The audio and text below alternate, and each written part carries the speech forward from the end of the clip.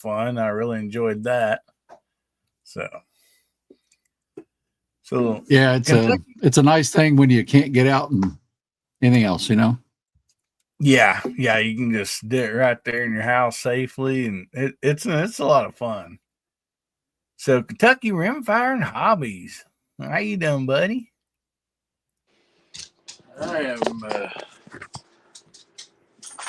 trying to rest up, man. I had a long week at work and had a long day today at home. I had a water leak. My wife told me that we had a water bill that was twice what it normally is, so Oh no! I had to hunt that down and find it. It wasn't too big of a deal. It was the outside water spigot, so I changed. Oh, And we Justin's been rebuilding the trap machine for our gun club and got that finished. So we got it back into the trap house today and went and bought some material to build a shed at the gun club and shot a couple rounds of trap and tried out the machine. And then I came home and fixed a couple of weed eaters for my neighbor that got flooded. He had 2 weed eaters that got flooded, and I've already fixed them and gave them back to him. That's cool. oh, nice. Well, you got them like all cleaned out, man. That water's terrible on engines. My goodness. Yeah, you talk about water running. That's my job in the morning. I got a what is normally is a flapper valve in the tank of a toilet. This house we bought had some sort of plastic cylinder deal that slides up and down. It will not seal now, and I got $100 water bill all of a sudden. It's like, wow. So I got to fix it. Yeah, I'm glad it was an easy fix and I didn't have to dig up my yard or anything like that. That's Right. a good thing. But Hillbilly, you said this was going to be a little short session. Did you realize you invited Hasbro on here? He rising him already. Well, Chad, talking about the outside water spigot, man. We got frost free, coming up out of the ground. And I was out there the other day, and we keep a little swimming pool out there, just, a little cheap one like you buy at, Dollar General or whatever. I keep full for the animals, water. And I turned my spigot on that thing. It started leaking. And I'm like, oh no, I'm going to have to dig this thing up and replace it. And Oh, man, that's no good. yeah. I was worried I was going to be in the same boat because my father-in-law, which lives directly behind me, he came home the other day and the water was brewing up into his driveway. He had to dig his driveway up and fix it. Oh no. Which, Oh man. it was a gravel driveway, so it's not that bad. Not bad. Yeah. Now, still, you always get a soft spot though once you dig it up like that, or you can get it back down, but it just takes a while sometimes. But so we're talking about Benchrest shooting, and like I said, it's something that I'm fairly newly, doing, and I'm really enjoying it. It's just nice to go out there and like even when I was trying a bunch of different ammo, I didn't really film any of it, a lot, and it's just nice sitting out there shooting 5-round groups and, just relaxing. And of course, with the 22, it's, not real loud and, and of course, pretty much no recoil. And so it's just, I mean, even the bigger guns, I like doing that too, but it's just real comfortable and, I just really enjoy it. And I'm not doing that great on some of the challenges, but, heck, it's still fun, and so like, yeah, I encourage people that would like to do it, to get in and try some of these challenges. And even if you don't do, a real great score, it's still a lot of fun. And there's some people out there, yeah, they're gonna, some people got some good stuff. They're gonna shoot really good, and just good talented shooters. But it's just a part of getting yourself involved and having fun doing it. And so, but I mean, I assume that's what you guys did, is you enjoy it. I got hooked in by friends, and once you shoot a few, like these online contests are just, there's some pretty creative minds. It's fun. I got in shooting NRL 22 stuff like that, and I'd be doing that tomorrow. There's a match here tomorrow, but I'm still sucking wind from being sick. There's no way I'm running around with a almost 20-pound rifle. I'm too pretty for that. Oh man. Oh man. Getting deep. Michael said, does a tripod count? I don't know. Let's see. What are you talking about, buddy? I guess I lost somewhere in the conversation. But, well, yeah. Okay, you're talking about like a tripod that you shoot off? Yeah. Yeah, there's a lot of people even do that deer hunting, and stuff. I know, like my granddaughters, if we set up a blind for deer hunting, they got a chair and we set up a tripod. It's got a swivel mount on it and everything, and it just helps them being younger. Not having to sit there and hold that rifle and let them concentrate on their shot. So, yeah, you betcha. Chad's a man to talk about rest. I just have a rock Benchrest, Caldwell Rock, and it is fine, but Elijah's on me all the time. I got to get a ransom rest. I got to get that. And it's like, man, $1,500 to get all the toys he has on his. I just haven't found that yet, but I know Chad has some good stuff. I don't have. I have a Caldwell control fire that someone modified and put a 1-inch steel plate on the bottom of, and it's really heavy, so like it don't move. But to me, that's what you want, is a good heavy front rest.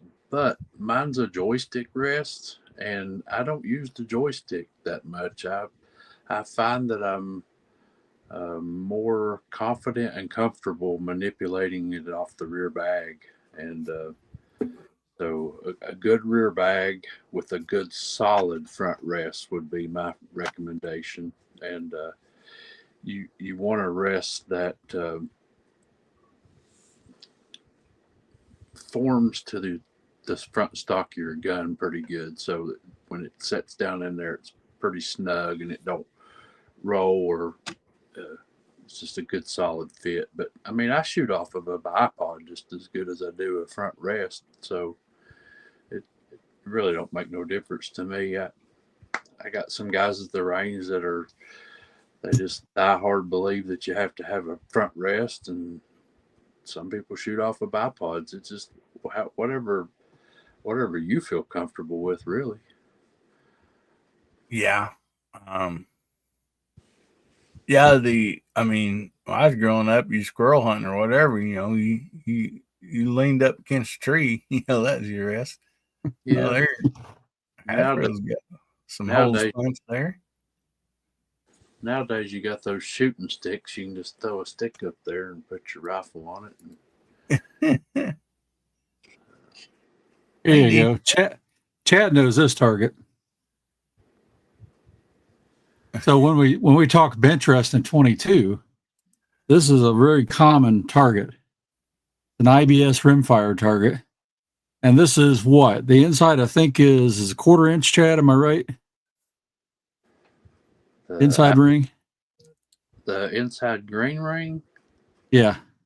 I'm not sure on that one. White to white? I'd have to measure it. So that target there is a little easier than the target we shoot.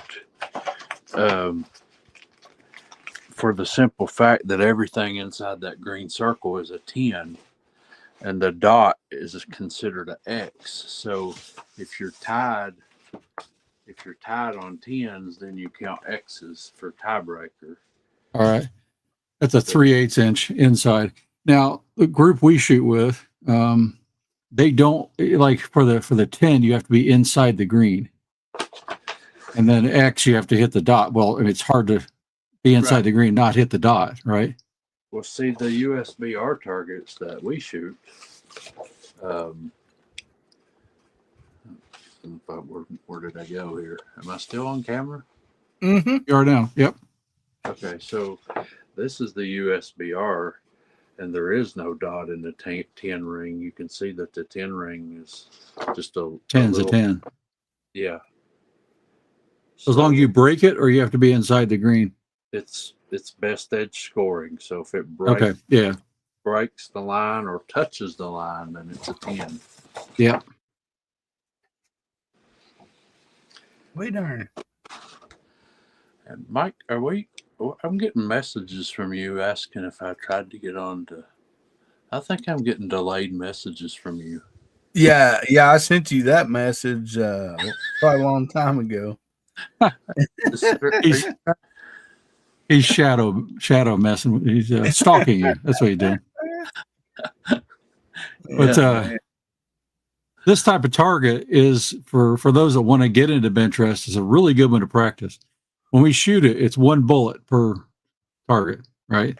You shoot 25, and you have some limited practice rounds up here, but they're really good to practice with, to really see. And I use them for checking ammo, everything else. And you can see here, lot testing Ely 10X. And sure enough, the one I have has a 0.331 average over 5 groups. Yeah, I ran out. So now I'm searching for another lot, but I got a lot of SK rifle match that was 0.353, and I ran out. So that's the thing. It's like, man, I'm going to go down to Wooden Gunworks. It's not too far from my daughter's in Georgia, and I'm going to do the $1,000 cash drop, where you go and you spend a couple $100 doing ammo tests, and then you can buy. And I still can't buy what I want to buy, but I'd buy at least 2 or 4 lots at 4 boxes of the lot that works at that point. Yeah. Real quick, I want to address something out here. Country Rimfire, you're probably in Hasbro's chat. Let me hit him up here. Or somebody else's. But yeah, Boomstick, we can see you out there, buddy. Yeah, there's Boomstick. He's definitely a Benchrest shooter, man. He shoots out. He puts out videos dang near every day. Hey, R4 Mississippi.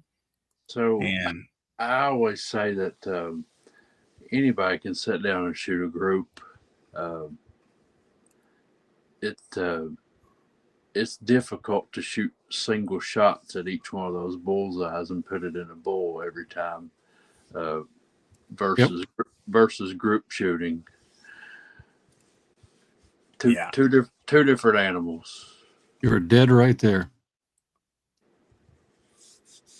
And the farther you get in that string, it seems like the harder it gets.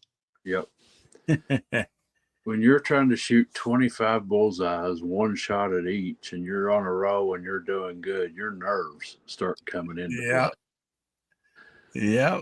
It's kind of like bowling. The closer you get to the end of the night, and you're getting that score looking good, it's a lot harder to do strikes and pick up them spares. No doubt about it. And what was aggravating me, it's like today I went out and shot a challenge, and I thought, well, I'll just put 2 or 3 shots here in paper, beside not on the challenge, target. But anyway, I shot the first one and I just aimed at it, and the second one just barely broke to the top of it, but almost same hole. Shot a third one and went right in, the first hole, so I'm like, man, this thing's ready to go. Then when I started a challenge, it's like,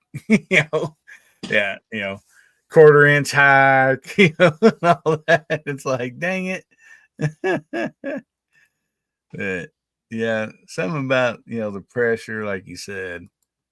Yeah. I get these targets. I forget someplace in Ohio. I don't know if you get them. TJ Targets, I think it is, and I think it's where I got them. And they're a big target, nice target for shooting anything, but they're not too expensive either. So a good one to hone your skills on. And then there's always these. This is not a self plug. It's not a self plug. It's just to show you why people shoot these. There are some clubs that shoots that green target you just showed for competition. So. Oh yeah. Well, that 22 contest I told you at the Hyde, that's the target we shoot.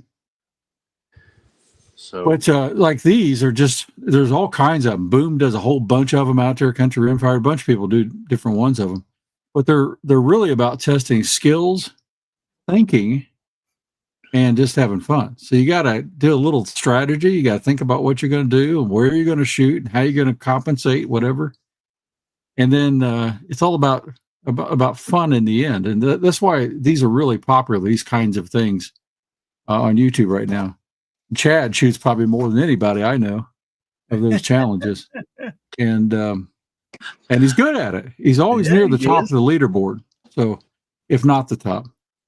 But he won't be in the BB gun contest as of tomorrow morning. There's two things. I got a really good score coming up.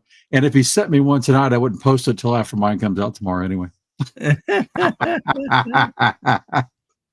You want to sit on the throne for a second, hey?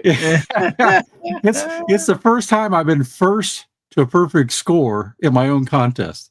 I've gotten there, but it's like everybody always beat me, and you beat me on one of mine to the first one too. Oh man. Well, since Hasbro was showing off some of his shooting over there, can I have the screen for a minute? You bet. First of all, I want to say hi to Mr. Bob out there, buddy. Glad to see you back home and out of the hospital, brother. And hey, Mr. Bob.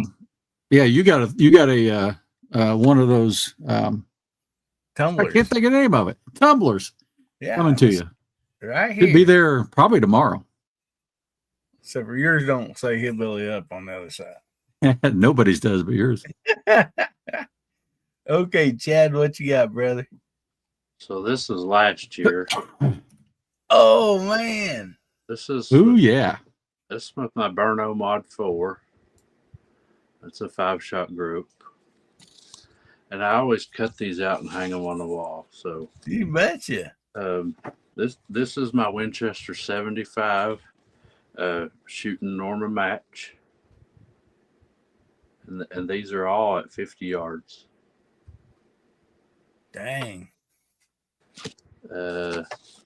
This is Winchester 52B shooting Midas Plus. Ooh, that's a good one.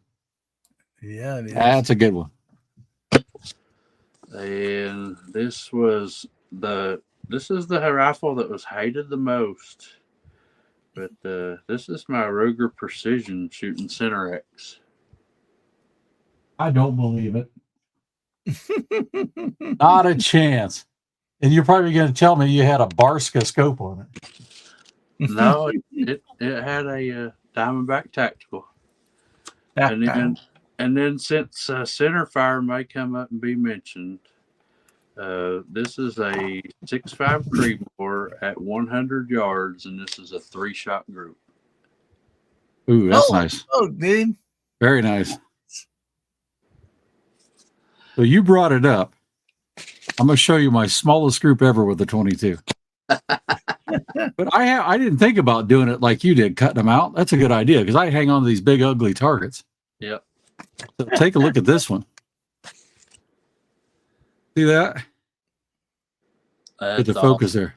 That's a 108. That's awesome. 5 shots, 50 yards with a 10-22. I would have quit right there. I did. No, that's a 10-22. Oh, my goodness. Hey, they will shoot. That's a Green Mountain.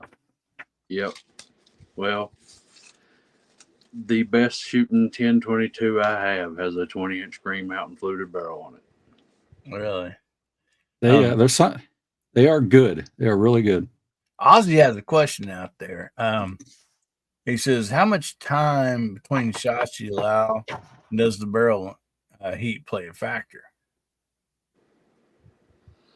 Well, in the events that I shoot in, it don't have enough time to cool down because you're shooting against a 20-minute timer. You got 20 minutes to shoot your 25 bullseye shots, and Right.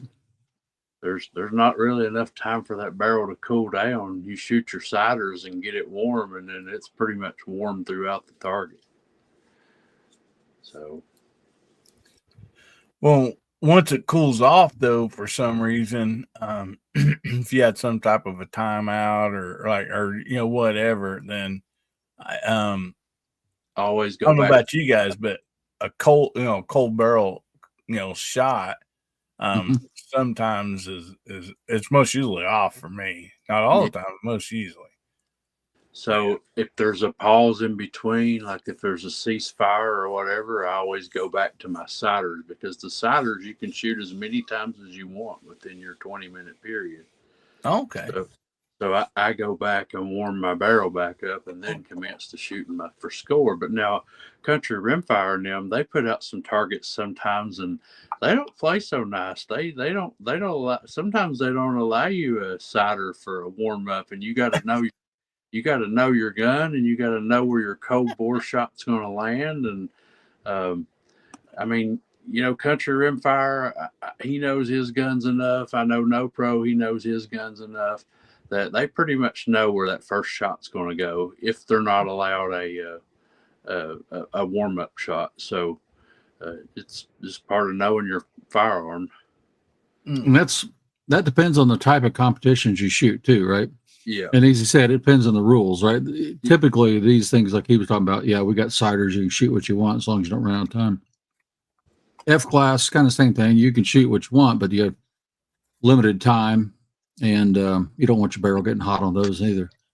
But on NRL and 22 and PRS, you're not going to have that opportunity to heat them up, warm up. There are no warm up shots, so you got to know where they're going to hit. You go straight to shooting steel, or and you shoot little 1-inch spinners, at 50 yards or something, and your cold bore shot could be off an inch, depending on what you're shooting. So I just found out at about 2 hours from me, a guy's building a new Benchrest range, and he's going to have 50 all the way up to 300 yards Benchrest shooting for rimfire. Wow. So I've never stretched it out past 100. So we don't have more than 100 yards at our range. So, but I would like to take one of my rifles and see what I could do out to 300. Yeah. I've shot mine to 350 just for fun, to 250 in competition. And that was bonus rounds on an NRL round, because they could do what they want for bonus rounds, right? So they'll go out there and hang them way out in the distance. And that's a whole new game, because that bullet drops and is going so slow, and the wind, everything. A fly farting at 100 yards will push that bullet 6 inches, Yeah. Well, when you're changing distance like that for a bonus, I mean, you get to adjust your scope. Yeah. If you want to. Mm-hmm. Mm-hmm. Okay. But that's the thing. A lot of these guys, I'm running either 25 or 30 MOA rails on mine, and I got 80 MOA adjustment. And at 350 or so, you start to run out, and you're going to be holding over quite a bit. So I would say to get started on all this, you need to first lot test, find your ammo. You got to have good glass. You got to have a good stable rest or bipod, a good stable rear rest or bag. And then my next thing that I would work on my rifle would be a trigger. Whether it be polish the trigger that's existing or get a replacement trigger. But in bench rest shooting, crisp, light trigger pull is very, very key. Yeah, if not, your trigger finger gets sore. Yeah, Hillbilly shot this week. He told me on the phone he shot this week. He shot what day was it? 2 days ago? Yeah, well, I shot 2 days in a row. I woke Yeah. up this morning with my finger hurting. I put, probably over 200 rounds, and me switching over to left-handed, I mean, that Savage has a, good, decent trigger on it. It's 2 pounds. I did a pull on it and I like the trigger, but, it just, I guess, doing that motion, something you're not used to.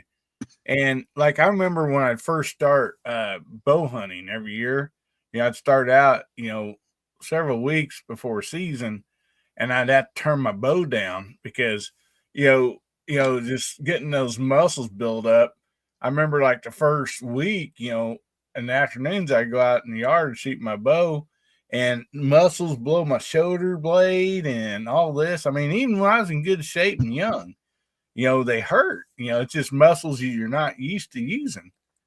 Yeah.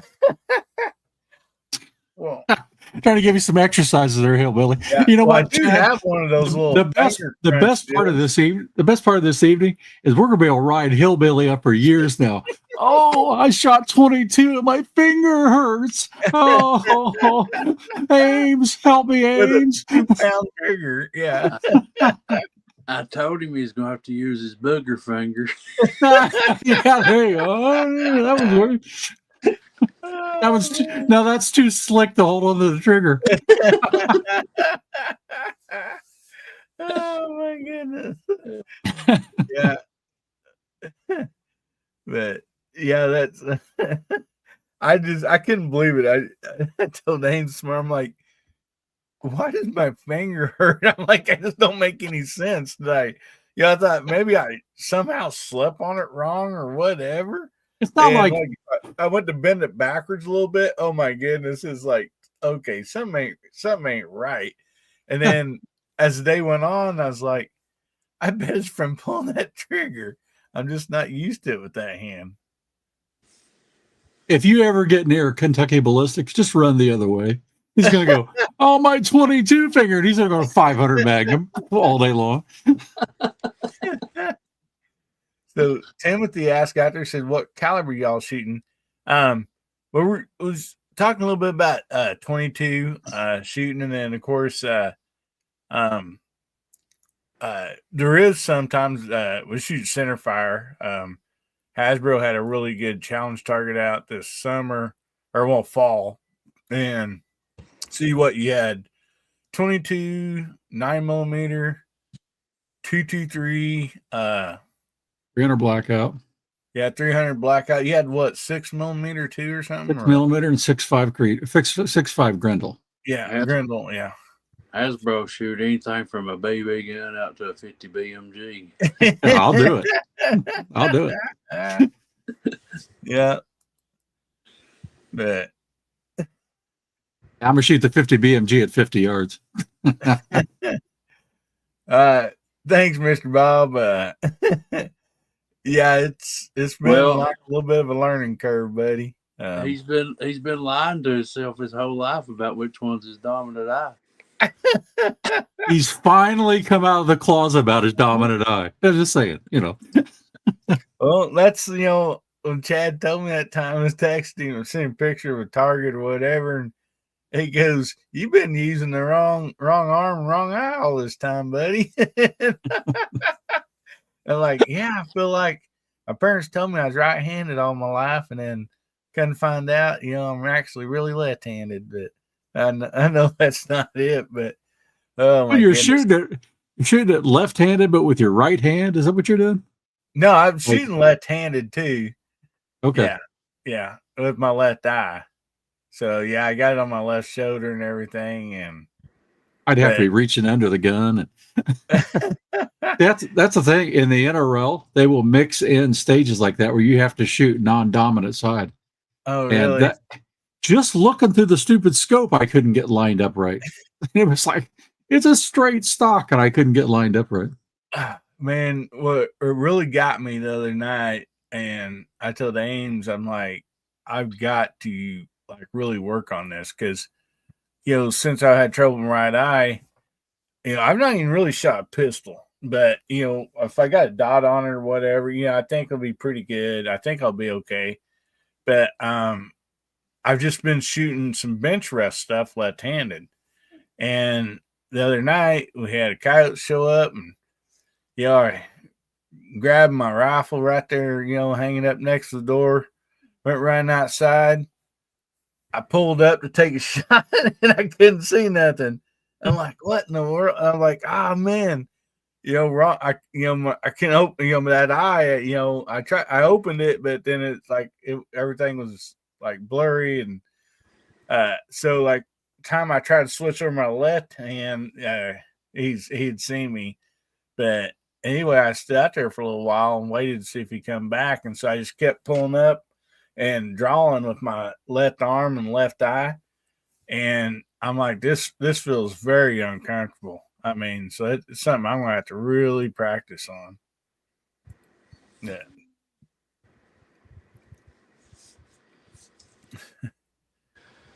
So where are you with your eye and going to the doctor and getting fixed and all that?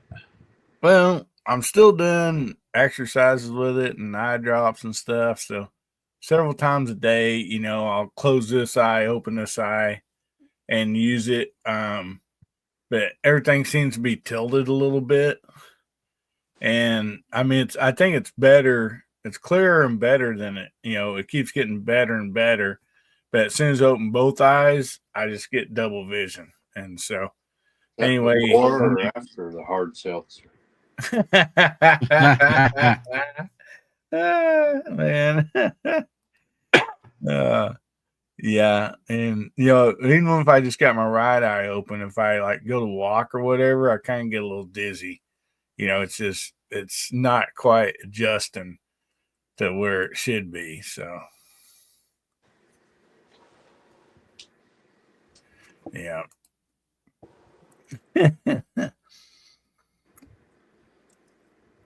But anyway, real quick, there's Illinois air guns out there, and that's Rob's fishing. That's his new channel.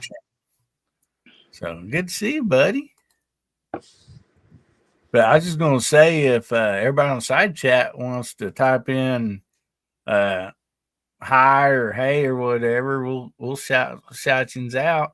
Good to see y'all who's on there. And so yeah, if you just want to type in hi or hey or whatever, there you go. Yeah, just like Hasbro did there. We got Hasbro. We got Mr. Bob with a You got Alaskan One Handy. Ducky Rimfire and Hobbies. Ron 2A Matters. We got Boomstick Mark 5 out there. We got Denny's Plant-Based Journey. We got Country Rimfire Plus. Man, good to see you guys. Oh, there's Tennessee Goddess. How you doing? Also got Illinois Air Guns. Good to see each and every one of you out there. This is just a short deal. Oh, we also got Rollis out there. Hey, buddy. I knew Gary wasn't going to be on. He's moved to Monday nights, and so I was like, you know what? I'll get a hold of Chad and Hasbro and see if they want to jump on. We'll just talk a little bit about Benchrest shooting because really, I'm sure there's live shows out there and all that, and discussions, people talk about it, but I hadn't seen a whole lot in our community. And so, I thought, well, maybe, some people might want to try it and get in, doing that. And so, So I'll just ask you guys a couple questions that, maybe I had, and maybe if somebody out there, if there might not be on the side chat right now, but might be listening, later on. So, when you're wanting to get started and shooting in some of these um little challenges and stuff that a lot of people do in our community, you know, how do you reach out to them? It's like, because like I didn't know for the longest time. I'm like, well, I mean, I know this person a little bit, but like, I don't really have his email or nothing like that. And so, like Day at the Range, Elijah, I went over his website one time and clicked on it, and there's a lot of stuff on there. And so I'm like, okay, I don't know what target they're shooting right now or whatever. So it is a little bit of a learning curve if you don't know and you want to learn, you want to maybe get into some of this. So, I'll just let you two answer.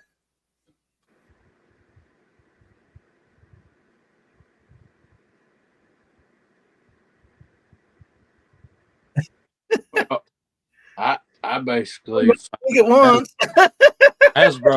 Hasbro's muted, so I'm gonna go. Well, I said go ahead, Chad, but I was muted. So Yeah. But you should have been able to read my lips. we, I think first and foremost, I find out about everything on YouTube. The people that I follow, and some of them have websites, and then some of them just you get their targets by emailing them, and you can go to like their main YouTube page and look at their about section or whatever, and they'll have an email plugged in there. You just email them and say, "Hey, I saw that you have this budget rimfire challenge, and I would like to have a copy of the target." And they'll email it over to you. But like Day at the Range and shooting sports and Hasbro even, they have websites built, and you can go to their website, and whatever targets that they've put out there, you can find them on the website. I noticed yesterday I was looking at Day at the Range's website. If you go to dayattherange.com and you just start scrolling through the page, it seems like the recent challenge targets are the only ones that you see on his page.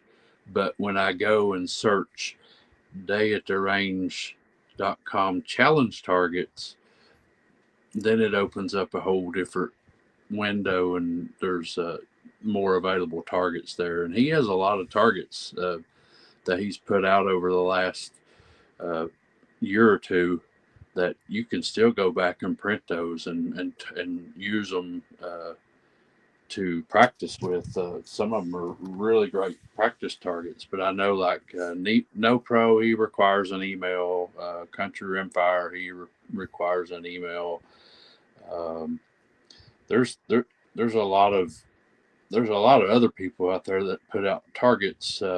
Some of them I haven't seen in a while. Like I know B Fox 87, he put out some really good targets, but he's got busy in life and kind of slowed down. So, but anyways, I feel like I'm getting long winded here. But it's either you email them, and if they're putting out targets, they're going to put their email somewhere on their YouTube to where you can find it, or they're going to announce that they have a website that you can go to and get their targets. Awesome. Hey, speaking of awesome, just had was it Ron give away 5 memberships, right? Yes. I just saw one of them went to my daughter. Oh, awesome. Roses and lace. That's awesome. That is great. Thank you very much for that, Ron. I really appreciate that, buddy. Yeah. I'm not seeing all the side chat stuff. Seeing them, but I'm seeing them in 2 different places, on my stream and then over on Hillbillies. Yeah, so if you go to the StreamYard and comments tab, do you see that one? You should be able to see it all there. I don't go on there because it asks you to sign in and stuff. And okay. I got my phone here for StreamYard, and I'm on my iPad on Hillbillies Okay. live on YouTube, and I guess I'm only seeing the ones that are commenting on Hillbillies. Yeah. That's I was going to show you guys something else. If you want to, related to this topic. Let me get myself back to the right window. So Chad knows about these, and Hillbilly knows about these, but I don't think you have one yet, do you, Hillbilly? a perfect score. Well, one of those is a 15-shot bonus, but that's not what I mean. Oh, It's that plug gauge, right? yeah. When you shoot these competitions, do yourself a favor and get one. They really help because they magnify. You can see there that it went right through the buckle and that kind of stuff, and eliminates error. And at first, you'll get people going, "Oh yeah, you're pushing it around, making the hole bigger." Well, it's actually kind of hard to do with these really well made ones. They just lead in, they drop in the hole, and you get it or you don't get it, and it really will help you figure out your stuff. But when you go to a competition, you will see those, right? They will be using them. So for the plug, if you shoot a target, before you can get out there and score the target, if you're shooting paper heals, the bullet hole heals. Yep. And by pushing the plug back through, this is the exact diameter of the bullet. And when you push that plug through there, you're seeing exactly what that bullet touched when it went through that paper. And it really does.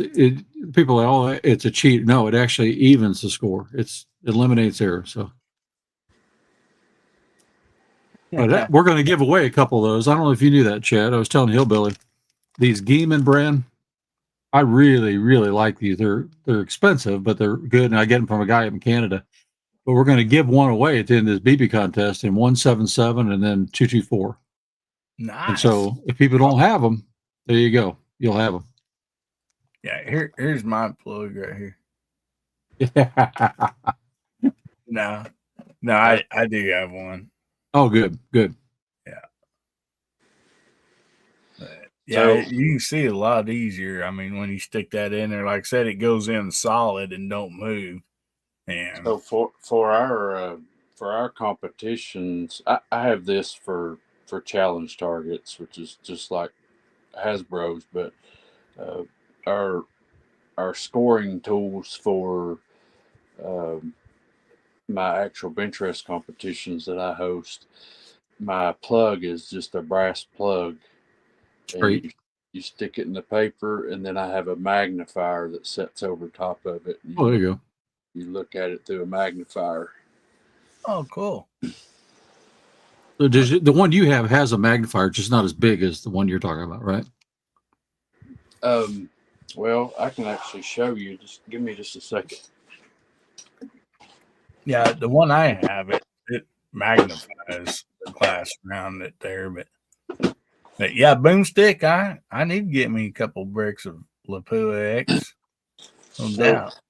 So this is my scoring plug for like just YouTube challenge targets. But this is my scoring tools for competition, and all of this stuff come from Kilo Shooting Sports. Mm-hmm. And the plug is, I just dropped it on the floor. So here's the plug. Okay, you stick it in the paper, and then you set this over top of it, which actually has a light. Oh, nice. And you set this over top of the plug, and you look through the top of it, and it magnifies it. And cool. You can score best edge that way. Nice stuff. Heck yeah. Wow. And then they also have these there's a couple of other magnifiers that'll sit over top of them also. That's not got a light built into them. Okay. But Kilo Shooting Sports, they carry a lot of items for Benchrest competition.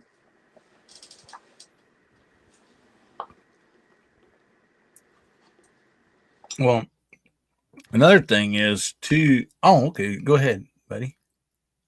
You're muted. Go ahead, Hillbilly. No, go ahead. I was going to show another thing. It's not necessary, but when you get into long range shooting and precision shooting, especially, you're going to be loading your own ammunition. These are invaluable. There's all kinds of different formats of chronographs. This is a Doppler radar by Garmin. I had lab radar before this. I had a shooting crony before that for about 20 years. But when you're really trying to dial in your ammunition, because at distance, velocity changes matter a lot more. At close up, it don't matter. There you go, Jed. And so these are essential if you reload and shoot long distance. Excuse me. Sorry. Be right back. Yeah. Oh, still getting rid of junk. But for 22, it's a good measure of when you're shooting a lot. If you're doing lot testing, I run that anyway. You don't want to get too lost in the data, but it will tell you, if you got a reasonably good lot or not. Yeah, and I noticed, like, especially with 22, you'll be shooting, and they're all sounding about the same. And you'll shoot one, it'll be a little quieter, or you shoot one, and you can tell it's a lot hotter, a little louder. And it always seems to affect the paper when that happens. And so you're muted again, Hasbro. There's two things there, Hillbilly. Now we're going down another rabbit hole. So you can take your bullets and weigh each and every one of them with a set of digital scales, and you want to segregate them by weight, and then also you want to check rim thickness. So this is my rim thickness gauge, and you put your 22 bullet inside here, and you set it down there. And so I zero it on the first one. So I zero that one for reference. And then I take that bullet out, and I take another bullet and stick it in there. And you can see clearly right there that there's a difference in the rim thickness on those two bullets. Let me learn. That's how they head space on our 22. Yeah. So if the rim is thicker, then more than likely it's going to shoot hotter. Well, I'll be darned. So there's all kinds of little tricks to the trade to get prepared for a competition. You can weigh your ammo, you can check your rim thickness. Country Rimfire has even experimented with wiping lube off and putting a different type of lube on. We won't discuss what lube he used, but Oh, hi-oh. So here's the same thing, but you go to other really big extremes when you do centerfire long range. And so this is how, like, just on throwing powder. So I have this RCBS charge measure light that gets me within 0.1. I trickle the plus or minus 0.02 grains with a laboratory scale. Now, I've got a whole big study videoed in this thing. The real accuracy is 0.03 grains. Okay, that's what it repeats to over time. But still, 0.03 grains is a gnat's hair. It's nothing, right? But when you're looking at 1,000 yards, those kinds of things can start to add up. Same thing with neck tension. So you anneal, you turn the necks. It's it goes on crazy. All the different stuff you do for long range precision. I got into that stuff to an extreme when I shot air class or F class regularly. But yeah, you can go way off the deep end. So I tell you, Hasbro mentioned we have a mutual friend together that we both have flown model airplanes with. And I was talking to Jake one day about Hasbro, and he goes, "Yeah, Hasbro's really smart." He said he's better at engineering and designing an airplane than flying one. Oh, it's true. It's true. Now, I can fly full scale really well. I'm a full scale pilot too. Yeah. But when it comes to RC, I can fly him really well. But Jake, man, he just shuts his brain off and he's connected to the plane. It's amazing. Yep. He's good. Well, I trade stocks with a feller, and they build their own single man airplanes, like in their garage, and fly them dudes. Yeah. Hasbro, he got his income taxes back one year, and I had a big extra with a 50cc gasoline engine on it, and he wanted to buy that plane, and I sold it to him. And first flight, he piled it in the ground. Oh, no. And you see him flying my designs in and out of his trees in his backyard, and he piles that one in the ground. Yep. Oh my goodness! Yeah, it happens. Make a feller cry. It happens. That's the thing with RC. It's like, well, more than likely it's going in. But you know what a twin star was, right? Oh yeah, I've flown it. I had a twin star with matching Evolution motors, and Jake, he put it together for me, and we got it CG'd and everything, and I let him do maiden flight on it, and he was bringing it in for a landing. Destroyed it. Oh no.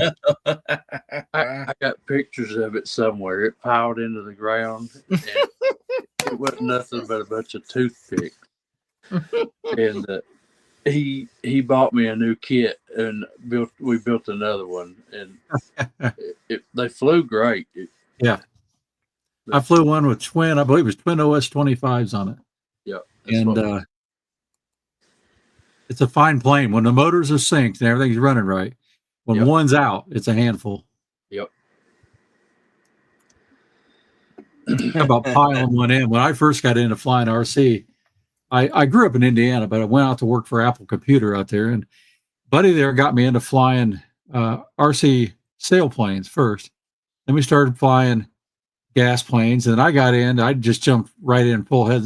I'm running quickie racers, 170 miles an hour, right? It's just, these things are awesome. Oh, wow. And so then I get a chance to buy from him one of these Mustangs, a P-51 Mustang that he had been building.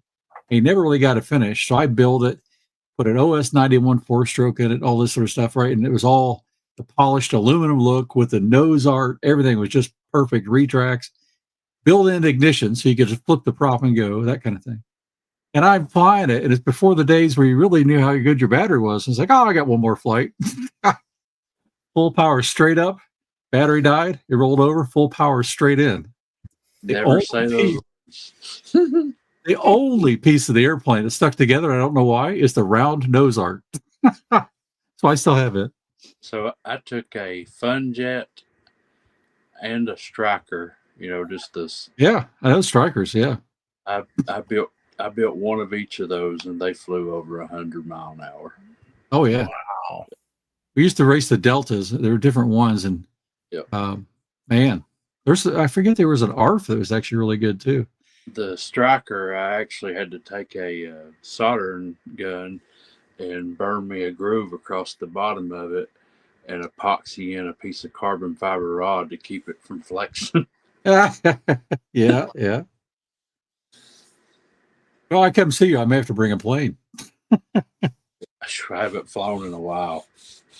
Bring one of the 6-foot 55cc airplane, 6-foot wingspan. I could probably handle one of those. You just make me want to go back down that road again. I don't do good It's with I don't do good with hobbies. I have to have one of everything. that's a problem. But yeah, I flew that every year, and I'll probably go down to Nashville again this year. I've been for a couple years now, and it's about time I go. But limited time when you got grandkids, you know. I have an ultra stick hanging in the garage, but it needs some tail feathers repaired. You can hover it at the range, and I'll shoot at it. Yeah. Bob says, "Don't call him Shirley." Yeah, those hobbies. Wait a minute. What's that about? Mr. Bob? Yeah. He got home from the hospital. Oh. He said, "Sit down." Because my nickname at work is Shirley. Oh. So my mom's name's Shirley, and she retired from the company that I worked for. She worked in the office safety department. So this old man that worked there with me, he couldn't ever remember my name, so he said Shirley. So now everybody calls me Shirley. There you go. It's better than Kentucky Fried Rimfire. Yeah. Hillbilly. We'll have to get him a T-shirt. A Hillbilly Up T-shirt and put Shirley on the name. Yeah. Yeah. That's my nickname at work. When they give me my gloves, I take a Sharpie and I write Shirley across the knuckles on them so nobody will steal my gloves. They won't either. Yeah. I love it. Yeah, Danny. Yeah, I definitely don't have no RC planes. But yeah, that's, you know, when I told them aimed, I'm like, yeah, I want to start getting into, you know, doing a little bit of this, you know, bench rest, rimfire and stuff. And just kind of rolled her eyes. I'm like, what? And she goes, well, it's just like anything else you do. She goes, you got golf clubs, 2 sets of golf clubs in the closet. You know, you got several $1,000s in those. You got piles of paintball guns and paintball stuff that you don't use anymore. You got several $1,000s in, you know. You got race engines and race car parts out there in the garage that, you know, you're not doing much with. She goes, so why not pile up some other expensive hobby around here? Honey, it's just something for you to sell off. Yeah. You went with an inexpensive Benchrest rifle, though. Yeah. And actually, she bought it for me. I was so surprised, which I think the reason she did that, she's seen the price on it. And she's like, okay, we'll start this hobby off cheap and I'll get it for you. But it's a pretty good choice, isn't it? Yeah, I must get me another one. I'm sitting there, like I told Hillbilly when we were talking about this, what one to get, right? And I'm sitting there shooting a $2,000 customized CZ, and that stupid Savage in this competition that we shot at the Hyde was within 1 or 2 shots of beating it. And it's like, son of a gun, what did I do? So Michael's wanting to know if we should call him Mrs. Shirley. Just like call him Mr. Bob. That's Shirley, Mr. Shirley. Yeah. Oh, what's funny is the company I used to work for, one of the owners of the company, we always needed like some extra cars. Like we'd be wherever we was at, you know, people like we need some type of car, you know, to take guys to the airport and back or whatever instead of having to use the work trucks, you know, it's just, and so he's like, his mom had some like 4-door, like kind of mid-sized town car thing or whatever. And anyway, she ended up buying a new one. And this, you know, it's a pretty nice car, but, you know, it's a little older. And anyway, her name was Edith. So, like, we just called the car Edith. You know, they're like, hey, somebody jump on Edith and run down, you know, and get some burgers for everybody or whatever. But yeah, it's funny how you was talking about your mom's name. That was, his mom's car, and so we just named it Edith, after her. And so it's funny how things like that stick.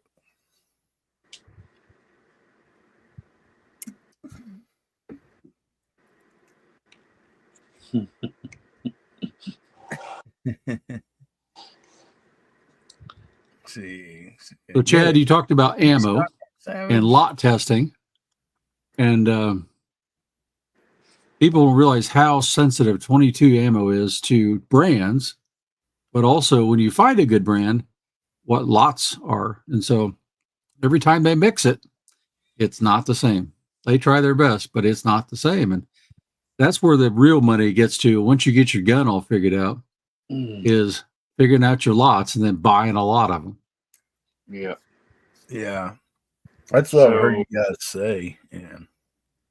I buy my ammo a brick at a time. That way, if it coincidentally works in my rifle, then I have a brick of it. Mm-hmm. So, Country Rimfire, the MDT stock.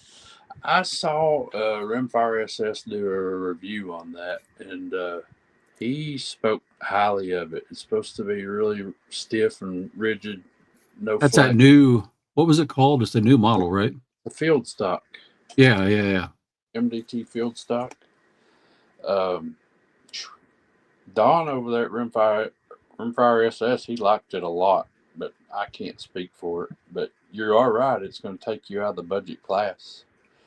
But I'm sitting there looking at that, and I have an Oryx chassis on my 1022, and man, I like that chassis. And it's about 120, 150 bucks more than that field stock. It's kind of like, wow. At that point, what are you going to do? I don't know. I've almost pulled the trigger getting the Oryx several times, and I don't know if I'm a chassis type guy. I like stocks. Well, I have two of the MDT. What's the other one? KRG Bravos. Mm-hmm. One's on my CZ, and the other one's on my 6.5 Creedmoor. I like those a lot, but I still am more comfortable behind that Oryx. I don't know what it is. And it makes the gun heavier too. So for bench resting, it's a pretty good thing. Oh, nice. Yeah, I mean, shoot, Chad, when you can ace a target, with the stock that's on there, well, now I haven't aced a target in a while. Well, look at there. That's I don't think Hasbro's running a different chassis on that 499B. That's on out there for Country Rimfire. We talk about acing a target. Yeah. Well, Country Rimfire's got some shooters. He's got a Bagara that'll shoot. Yeah. He's got a KSA Cricket that'll shoot. A CZ that'll shoot. I mean, he's stiff competition when it comes to shooting. You have a Cricket that shoots too, right? I do. Yeah. Yeah. I call it the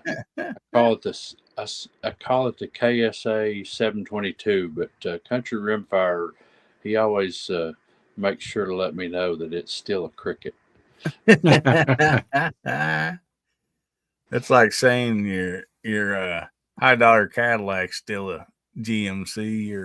To me, a Cricket's the little rifle I bought my son when he was 5 years old. Yep. Little single shot backpack gun. Those things are cool. Or is that one? No, I'm thinking of the other one. Doggone it. But yeah, the Crickets. Yes. They have a Cricket that's got like an adjustable cheek rise on it and stuff for little kids and all that. That's what you're talking about, right? No, no, my son had just the little Woodstock bolt action. Yeah, okay. Pull the single shots. Yep. Yep. I remember the Stevens model. It's like 15G or something. I picked up. It was like the 1950s Cricket. So Country Rimfire, I still have the Savage, like you and I have, the short barrel one. It's up there. And then I bought that BV model, and I liked it really well. But David at the range, he was wanting something to get into shooting, so I let David acquire that gun, and I think I'm going to go and get the Not same model. Ross. I think I'm going to go get the same model Savage that Hillbilly and Hasbro and Mike at M&N Shooter Sports has, and that's the FB, right, guys? Yes, Yeah, sir. like Frank. And that is different. It's a Yep. heavy barrel, and that's what the guy at the Hyde beat me with a couple different years. And man, you put the right ammo. He likes to say, Chad, you can test this yourself. Of course, you get one, but that's expensive to feed it. Man, that took a cheap gun, but I've shot it with Center X, Lopua. SK rifle match. All those shoot really good. Center X shot really good. It just occasionally had one fly out that you might not get with Midas, but holy cow, for a $300 or less gun. Yeah. And I have Timothy Burkett's asking, do y'all use scopes or is it open sights? It's scopes at 50 yards. Actually, no, I shoot open sights also. Okay. Billy, he's like 20 years younger than we are. Yeah, I can't even see the I shoot open sights. It's peep sights. Yeah. Okay. You can't take a set of buckhorn sights and compete with a set of peep sights. No way. Yeah. But that's like your $4.99 sights there, Hillbilly. Yep. Yeah. I do shoot 50-yard peep sight. Wow. I know I could back in the day, but not anymore. I mean, most of my rifles, I had one deer rifle that had scope on it. Other than that, none of my rifles had scopes, for years. All pistols were open sight, and all that stuff. But so we got older, all that changed. My 52A and that Ismash that I got off of Nibs, both of those are scoped, but I can take 2 screws loose, take the scope off, set my peeps back on, tighten them down, and when I go to a competition, I shoot that gun, and it's whatever class it falls in with the scope.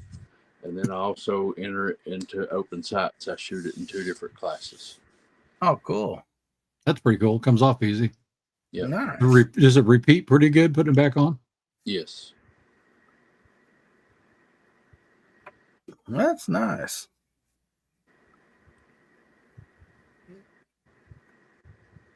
Yeah, most of these, 22s anymore, the bull barrels and all that, they don't even have a front and rear sights on them. And so I'm to the point now. I have had so many different 22s that I'm basically just buying them to make content with, really, I think. So my next 22 purchase is going to be something new that I just found this week. It was just released, and I need another 1022 like a hoe in the head. But Ruger released a 1022 ultra light that comes in at 3.5 pounds, and I'm going to stick a red dot on it and use it for Steel Challenge. Nice. Hey, Abby. That's cool. Yeah, here it is. Stupid thing. I couldn't find it. A Stevens 15A. Have you seen that one, Chad? Yep. Yeah, I got one. It was, I picked it up at a gun store of Westside Indy. I'm looking at this thing going, okay, it'd be fun just for channel content. And the more I look at it, I realized this gun's never been fired. Oh, wow. It never even been cleaned out. Oil that was still in it. Mike And at Mike at MN Shooting Sports, he collects Stevens. He likes Stevens. I've got a short that I did bore scoping it, and you could see is like this thing's never been. Well, now it's been fired. It's no longer a virgin. So I'd like to find a nice Kimber 82 oh yeah, and a Harrison Richardson M12. See, Boomstick's asking you, Chad, if see, did you see the Pardini? The what? What is it? Pardini? I got it highlighted on the screen. I don't know what that is. I'm impressed Hillbilly could pronounce it. Me too. Oh man. What is the Pardini? I don't know. Might be Houdini's brother. It's those little round things on top of a pizza. If it magically shoots bullets in the bullseye, I might need it. Well, Boomstick, no. So our first competition's coming up the 15th of March. That's wonder. Early. Most of the people I know like Nibs has a lot of rifles, but a lot of his are air guns and stuff. But man, I would like to see Boomstick's entire collection. That guy pulls out a 22. I mean, new 22. Maybe not new, but a used one or something. But kind of new to the channel. Seems like at least once a week.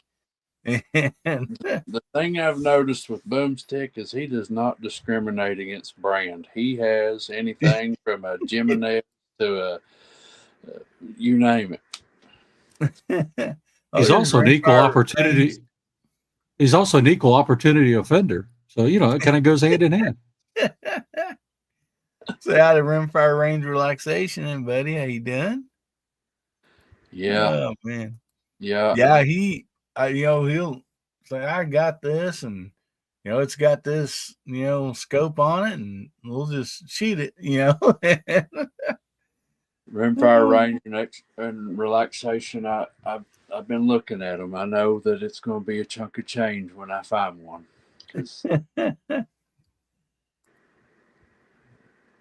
I told you, Chad, about that auction I was at, and I could have bought 2 Winchester 52s. Yeah, you messed up. $450 a piece. Over there chasing BB guns and let 250. Well, no, I was chasing that stupid Savage Model 12 Benchrest gun.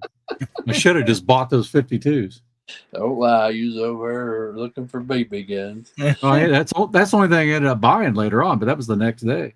Pardini makes competition pistols. They just released the new semi-auto for speed shooting, and it's accurate. I did not know that. I'll be darned.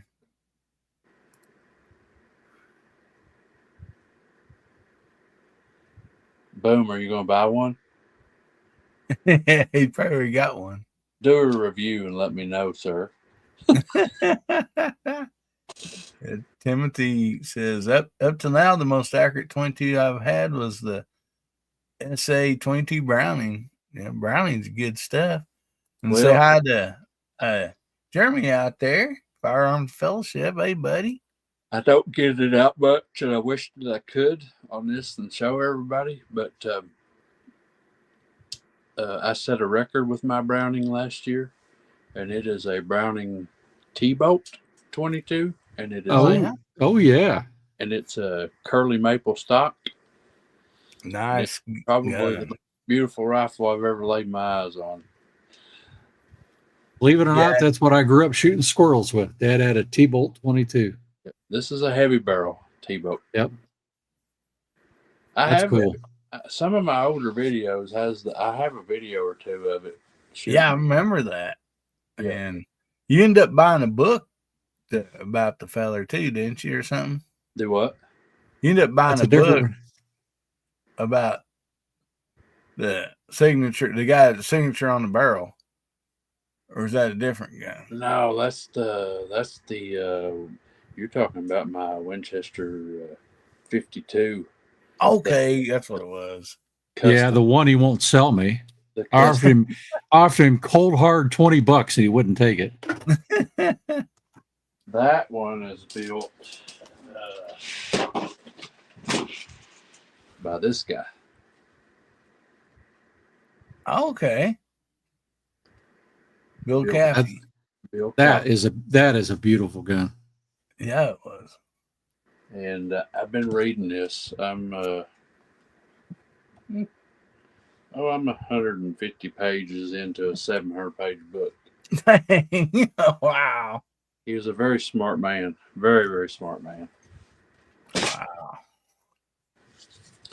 Well, that's something. You take somebody that's got years of experience and they write a book, and in so many hundred pages, you that's free, like free advice and life experience that you can get, just within so many pages. And I think that's amazing. When somebody goes to that extent to share that kind of knowledge, of their life and what they, done. And I mean, man, always take advantage of that, Yeah. because you're getting what that person knows, all their knowledge for their lifetime. You can read it in so many, pages. And So he explained in his book, well, one, he said that, he wanted to share this knowledge with people that, once he was passed on and gone, that the knowledge was no good to anybody if he didn't let anybody know. So his book's open. And I mean, it's so open to the point where he shared his uh, blueprint designs for a barrel tuner. You can actually take his dimensions out of this book and make a tuner if you want to. wow.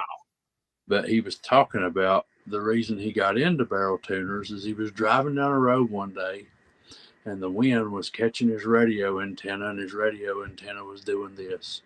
And he noticed that in certain spots of that antenna, it was a giving it heck. And in other spots, it was kind of dead and tame.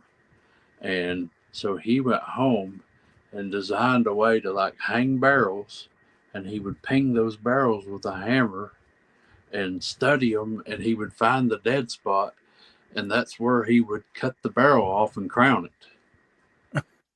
it. he built some very very successful rifles.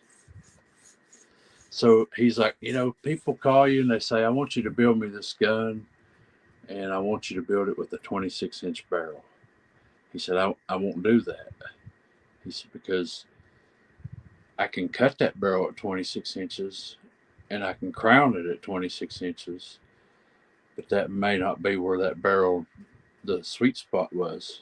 He said, he actually pings the barrel and listens for the dead spots. And that's where he decides to cut and crown the barrel. I'll be darned. Wow. And I also want to say hi to Tommy Boy out there. He jumped in. He says, I have a CZ 457 American. That's garbage. Oh man. Yeah, I bought a 457 American Tommy Boy to have a rifle. We have a hunter's class in our competition, and I wanted something pencil barrel on the hunting profile that I could shoot in that class. And I didn't keep it very long because it did not live up to my expectations being a CZ. I had a CZ MTR that would shoot lights out, and then I had a CZ 457 American that I couldn't get under an 1.5-inch group with. So, yeah, it didn't stay with me long. Oh man. And also I want to shout out Ron 2A Matters again. He gets another 5 memberships. Oh my goodness. That is That's awesome. awesome. Thank you so much, buddy. And any of you people that just won a membership, if you're new to this channel, we have our members only, our VIP live chat on Tuesday nights. at 8:30 p.m. It's me and my wife Ames, and we do basically an open panel. We put the link out there for everybody. It's in the deal, and we have a lot of fun discussions. Sometimes we do a bracket and stuff like that. So anyway, check that out. Thank you so much, Ron. I appreciate that, buddy. Say bye to Jeremy out there. Hey, buddy, good to see you. Yeah, Tuesday, you betcha.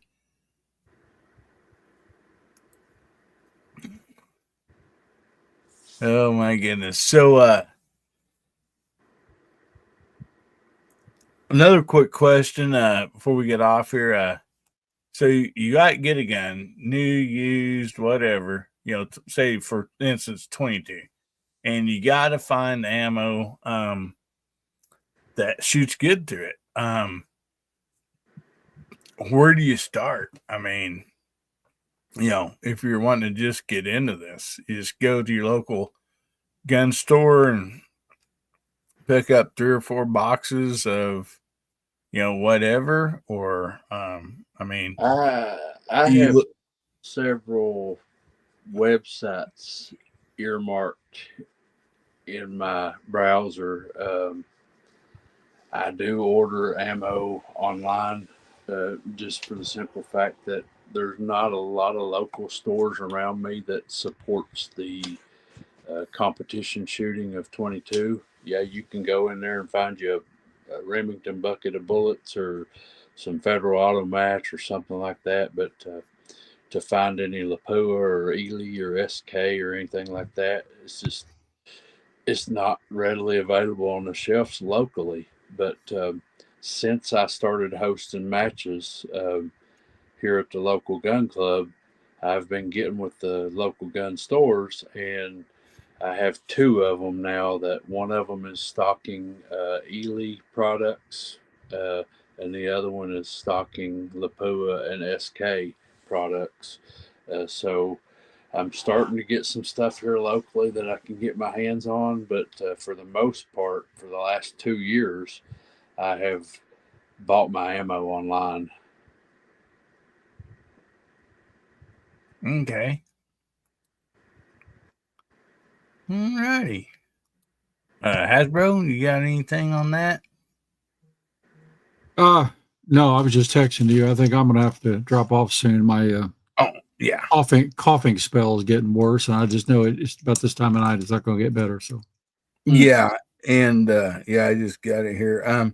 Yeah, and like I said, I only plan on being here for about an hour or so, just doing a quick chat, just talk about some of this. So we can go ahead and wrap this thing up. And I didn't mean to be a killjoy. It's just no, that's why I keep muting and disappearing from time to time. So yeah. You're welcome, Chad. I told you Hasbro was long-winded. Oh man.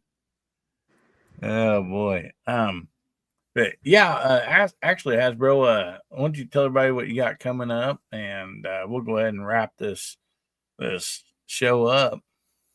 Well, tomorrow, after the NRL shoots over at our club, because they take the whole day, just before dark, I'm going to sneak out and shoot one of Boom's challenges, one of Country Rimfire's challenges, and then I'm going to shoot this one too. And I'm going to shoot this one with 5 or 6 different rifles, probably air guns and 22s, just to have some fun. So I probably spent $20 in ink, but we're going to have fun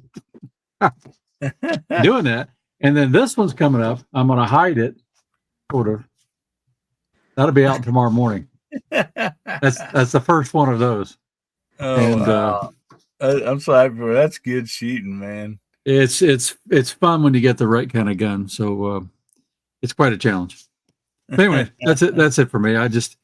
Hopefully I'm going to get better soon in my lungs wise, and then the weather's maybe going to start turning better, and I'm going to get back out burn powder more than BBs. I'll probably still run some BB stuff just because so many people seem to want it, but I'm going to start burning a lot more powder. So yeah. Well, man, appreciate you jumping on here on short notice and doing this. Thanks to you and Chad both and everybody on the side chat. yeah, I just thought, well, we don't really get to talk about this a whole bunch, and so I had a good time. I hope everybody else has. So anyway, yeah, go check out Hasbro, and a lot of these other people, a lot of them in the side chat out there, has got um, these different challenge deals and everything, and they're a lot of fun. So if you basically got internet and a printer, you can shoot them. And so anyway, thanks a lot, Hasbro. Appreciate you, buddy. Good to be with you. So anyway, Chad, what you got coming up, buddy? So Hasbro was talking about challenge targets a while ago, and I was explaining how to go today at the range's website. I don't know how many of you follow him, but his last video that was produced, if you click on the About section, there's a long letter in there, but from his wife. He's having some health issues. He had to have a pretty extensive surgery done. Don't know what the recovery time is, but he's going to be down and out for a while and not being able to bring video content. So one thing that I've decided I wanted to do, and I know that Cyclops Joe already made a video for him, and he let him post it to his channel so that he would have some content. I've decided that I'm going to go back into his archive of targets, and I'm going to pick out one, whether it be the Fly Challenge or Captain America Challenge, one of those harder challenges that he ran for a while. And I'm gonna get my buddies together at the range, and we're gonna do a group shoot and shoot his target. And I'm gonna send him the edited video and let him share it on his channel, not mine. And again, give him something to share off of his channel while he's in this recovery time. So also, I did a video this evening, and I released it this evening. We shot some trap at our range this evening, and I done an interview with one of our trap shooters at the range. He graduated high school last year, and he held state record for 3 years in a row. And nice. I interviewed him, and the young man is trying to get accepted into some programs now to get some scholarship money towards his college education, shooting trap. So hopefully he can utilize this video as like an interviewing process to these programs he's trying to get into. But I just released that tonight. I interviewed him. His name's Zane Hatfield, and he is a freaking awesome trap shooter. And he shoots his great grandfather's 90-year-old Model 12. Oh wow! Oh, that's awesome. And I have a Model 12 leaned up against the wall back here. Yep. Great gun. That's awesome. I love shotguns. Go check that out, and you guys go over there and watch some of Day at the Range's videos and show him some love while he's recovered. Absolutely. You betcha. I'm glad you mentioned that, Chad, because I was wondering what was going on with him, and I didn't see that letter. I'll go back and read it. It's in the description down below Joe's video. I was too busy laughing at Joe. Well, I knew it because for anybody that watches my channel, they know that Elijah, he was supposed to come down and do a range visit with me, and we were going to shoot against each other in person. And he sent me a personal email and explained to me that he didn't know when that would happen, and he don't want to share what the surgery was. He don't want to talk about it, and he told me, I don't know if I'll ever talk about it. And his wife, she explains in that note that that's the way he is. During his sickness and surgery, he was not worried at all about himself. He was worried about making a donation to my neighbors that was flooded. And yeah, he's good stuff. He's a good feller. Yes, he is. Yeah. You know, if he keeps being a little bit weak and under weather, it could be an intervention trip, Chad. Well, I sent him I sent him a comment and told him I'll come to you if you can't come to me. So, You betcha. Well, man, I don't know about everybody, but I've had a lot of fun tonight. It's been fun talking about this stuff. And anyway, I hope maybe we can get together and do it again. And so, anyway, appreciate you, Hasbro, and Kentucky Rimfire, and everybody out on the side chat. You guys are awesome. And, short notice. And I appreciate y'all jumping in and saying hi and, and just fellowshipping with us. I mean, that's just awesome. And I do have videos coming out. I got some of these challenge videos coming out. It's so nice. Like I said, I shot so much I hurt my trigger finger. But I'm recouping. And it's the Federal Eagle recoil. Oh, yeah. oh. Yeah, that American Eagle. And yeah, it's like, man, I'm an American hillbilly. I gotta shoot this American Eagle from Federal. And so, but anyway, we appreciate y'all, and hopefully we'll see y'all tomorrow night on Guns Bearing Therapy. And we just appreciate you. And we'll leave you all with this. Remember, God, family, and country, and make somebody stay better, will you? And if the good Lord's willing, the creeks don't rise, we'll be seeing y'all again. Good night, everybody. Not all.